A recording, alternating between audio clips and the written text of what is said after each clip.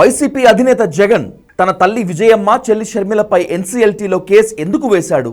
సరస్వతి పవర్లో వాటాగా షర్మిల, విజయమ్మలకు ఇచ్చిన గిఫ్ట్ డీడ్ను ఎందుకు రద్దు చేసుకున్నాడు?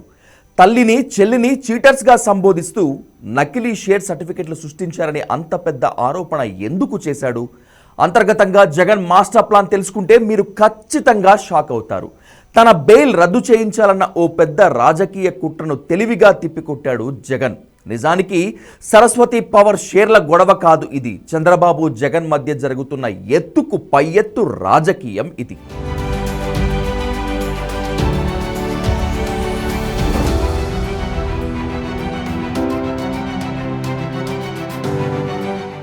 మాజీ సీఎం వైఎస్ రాజశేఖర రెడ్డి బతికున్నప్పుడే వారసత్వంగా వచ్చిన ఆస్తుల్లో జగన్కు, షర్మిలకు మధ్య పంపకాలు పూర్తయిపోయాయి.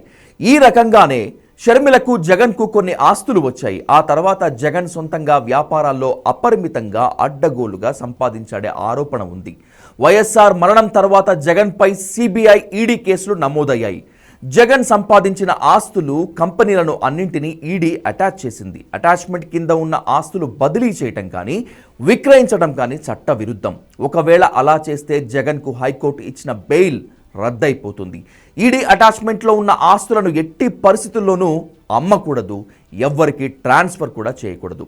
జగన్ దగ్గరున్న ఆస్తుల విషయంలో అతనికి, షర్మిలకి మధ్య తల్లి విజయమ్మ సమక్షంలో ఒక అవగాహన కుదిరింది. దీనిలో భాగంగానే కొన్ని ఆస్తులను షర్మిలకు ఇవ్వటానికి అంగీకరించారు జగన్. అయితే ఆస్తులన్నీ ఈడీ అటాచ్మెంట్లో ఉన్నందున నేరుగా వాటిని బదిలీ చేయడానికి చట్టపరంగా ఆస్కారం లేకపోవటం వల్ల షర్మిలకు నమ్మకం కలిగించడానికి ఓ అవగాహన ఒప్పందాన్ని రాసిచ్చారు జగన్. అలా రాసి ఇచ్చిన ఆస్తుల్లో సరస్వతి సిమెంట్స్ కూడా ఒకటి. కేసుల నుంచి ఆస్తులు బయటపడినా రాసి ఇచ్చినట్లుగా ఆ వాటాలను షర్మిలకు ఇస్తానని హామీ ఇచ్చాడు జగన్.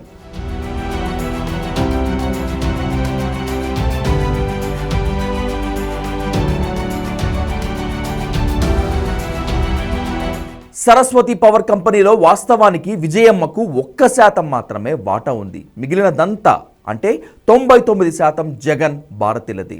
అయితే 2019లో షర్మిలకు ఇవ్వాలనుకున్న వాటాను విజయమ్మకు రాశాడు జగన్.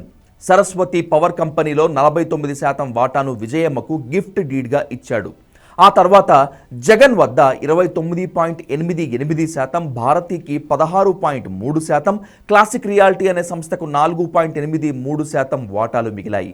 అయితే విజయమ్మకు 49% వాటాను ఏ రూపంలో బదిలీ చేయటం సాధ్యం కాదు కనుక ఓ హామీ ఇస్తూ ఎంఓయు మాత్రమే చేసుకున్నారు. స్వీయ విచక్షణతో, ప్రేమతో ఈ ఎంఓయు కుదుర్చుకున్నట్లు రాసుకున్నారు. ఇందులో షర్మిలకు ఎలాంటి అధికారం ఉండదన్న నమ్మకంతో ఈ ఒప్పందం జరిగింది. కోర్టులో వివాదాలు తేలాక భవిష్యత్తులో వీటిని ఇవ్వాలని అనుకున్నారు.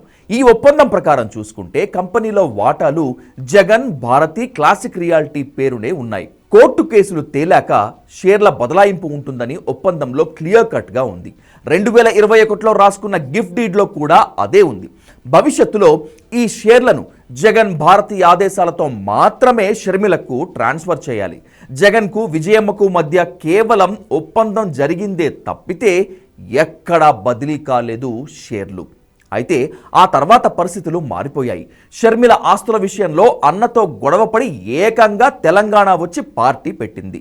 ఆ తర్వాత హఠాత్తుగా అక్కడ పార్టీ మూసేసి ఏపీలో కాంగ్రెస్కు అధ్యక్షురాలు అయిపోయింది.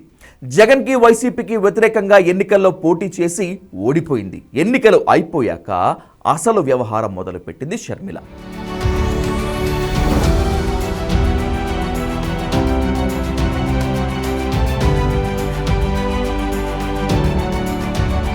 షర్మిలకు బినామీలు, ప్రధాన అనుచరులు అయిన సతీష్, కొండలరావు సహకారంతో గిఫ్ట్ డీడ్ని అడ్డం పెట్టి విజయమ్మ వద్ద నుంచి షేర్లను బదిలీ చేసుకున్నారు. అంతేకాదు సర్టిఫికెట్లు కూడా సృష్టించారు. అయితే ఈ ఏడాది జూలైలో 2022-23 ఆర్థిక నివేదికలో సరస్వతి పవర్లోని జగన్, భారతి షేర్లు విజయమ్మకు బదిలీ అయిపోయినట్లు జగన్ దృష్టికి వచ్చింది. ఇది ఎంఓయూకు వ్యతిరేకం. అంతేకాదు ఈడీ చట్టాన్ని కూడా ఉల్లంఘించడమే.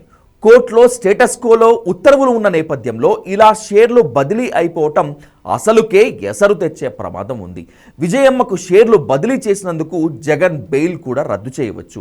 ఇది దృష్టికి రాగానే జగన్ ఒక్కసారిగా అలర్ట్ అయ్యారు.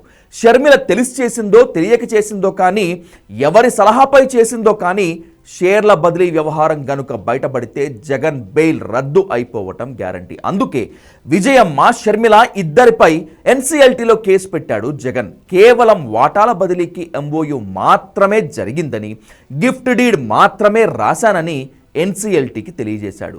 దీని ద్వారా ఈడీకి కూడా సమాచారం ఇచ్చినట్లు అయింది. తాను ఉద్దేశపూర్వకంగా ఎక్కడా షేర్లు అమ్ముకోలేదని, ఎవరికి బదిలీ చేయలేదని, ఎంఓయూని అడ్డం పెట్టుకొని షర్మిల, విజయమ్మ షేర్ సర్టిఫికెట్లు, ఫేక్ సర్టిఫికెట్లు సృష్టించారని ఎన్సీఎల్టీకి, ఈడీకి ఎట్ ఏ టైం తెలియజేసినట్లయింది. అంతేకాదు, జగన్ బెయిల్ రద్దు ముప్పు నుంచి కూడా తెలివిగా తప్పించుకున్నాడు. ఇది జరగకపోయి ఉంటే కొద్ది రోజుల్లో ఎవరో ఒకరు ఈ విషయాన్ని ఈడీ దృష్టికి తీసుకెళ్లేవారు. తక్షణమే ఈడీ, సిబిఐ ఈ విషయాన్ని కోర్టు దృష్టికి తీసుకువచ్చి జగన్ బెయిల్ క్యాన్సిల్ చేయించి జైలుకి పంపించి ఉండేవి. ఎన్సీఎల్టీలో కేసు పెట్టడం ద్వారా ఈ ఓవరాల్ గేమ్లో జగన్ బయటపడి ఊపిరి తీసుకున్నాడు. షర్మిలకు ఇలాంటి తప్పుడు సలహాలు ఇచ్చి తద్వారా జగన్ను మళ్లీ జైలుకు పంపించాలని జరిగిన రాజకీయ కుట్రకు ఇలా తెరపడింది. అనుకున్నది జరగకపోవడంతో టీడీపీ జగన్ షర్మిలకు అన్యాయం చేశాడని, జగన్కు విలువలు లేవని రకరకాలుగా సోషల్ మీడియాలో ప్రచారం ప్రారంభించింది. కానీ అసలు విషయం ఇది. బెయిల్ రద్దయి తిరిగి జైలుకెళ్లే దుస్థితిని తెలివిగా తప్పించుకోగలిగాడు జగన్. చంద్రబాబు గారు, నెక్స్ట్ టైం బెటర్ లక్.